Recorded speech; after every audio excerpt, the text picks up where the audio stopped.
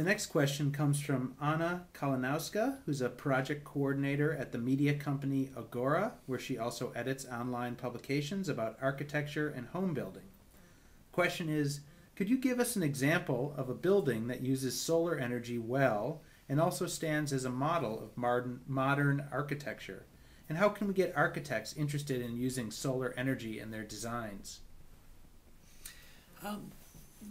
Sure. This will appear to be a little bit self-serving, but once again, the building that my foundation is building in Seattle is in a cloudy city. It's one of the 5 cloudiest cities in the United States, right after, I think it's second after Anchorage. And yet we get enough sunlight up here that on an annualized basis we can produce enough electricity on our roof, it'll be about 240,000 kilowatt hours a year, to meet all of the energy requirements. And that's not just the electrical requirements, all of the energy requirements of a 6-story office structure underneath it. And it does it with a rooftop array, and of course in places where you have the proper conditions you can also use building integrated photovoltaic systems that put things on the walls as well. And in addition, passive solar design to take advantage of sunlight that's directly entering the building through the windows and captured in some kind of thermal mass that stores it over time.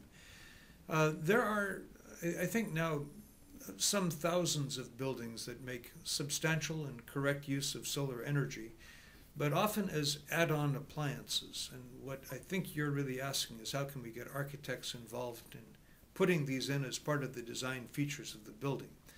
And my sense is that this is coming very rapidly, especially among younger architects that are emerging today with a degree of social responsibility and environmental knowledge as they're coming out of architectural school that wasn't always there in the past.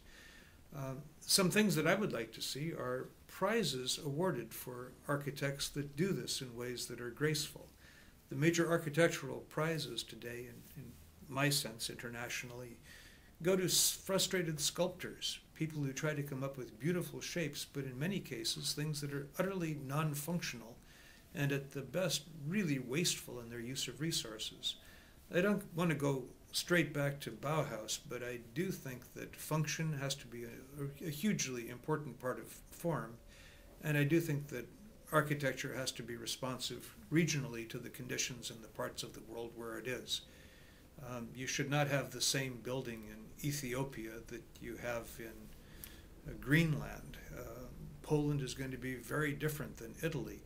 And when we've had this era of really cheap energy, we tended to build the same thing almost every place. Now that we're moving into more expensive energy and into much more efficient and affordable technologies to harness sunlight, we're going to, I think, be seeing a great proliferation of hugely creative and very beautiful regional architectures emerging.